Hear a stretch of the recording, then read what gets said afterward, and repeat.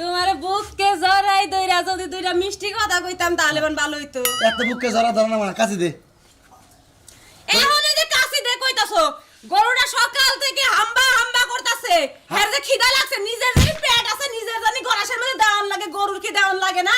ভাত খাইছি কয়টা কি পেড়ে দুই গাড়া মালি দে বাবা। না পারবো না চালু করে যাও যে ঘাস কেটে নিয়ে আর আসো। কি করব তাই কই দে। আর কি করবা খালি ঘাসই কেটে নিয়ে আইবা। নিজের ক্ষেতের ঘাস তাও তোমার কাটতে বান ডর করে না? হাই রে শালি তোর চাপা রে বুঝছস কি তোর চাপা দেখে মনে হয় নিজের গলায় নিজে ফেস দে মারে মরে দেখে মনে হয়। তাই নাকি? হ্যাঁ মরস না কি লাগা? দেখ। তুই মরলেই তো ভালো হয়। পাড়া মাসে দেখ পাই না জামাই পাড়ার মেশে দেখলে কি? আর কি এই যে করবো? চিল্লাইতেছে মানুষে কি শুনতাছে না? ঘরে যা রান্না বাড়ি কর যা খাচ্ছনি করে চালু করে ঘাস কেটে নিয়ে আইবা। বানর জানি কোনকার।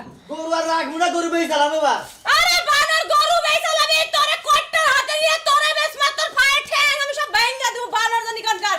ঘাস কাটতে কি চিপি লাগে না? চালু করে ঘাস কেটে নিয়ে আবি।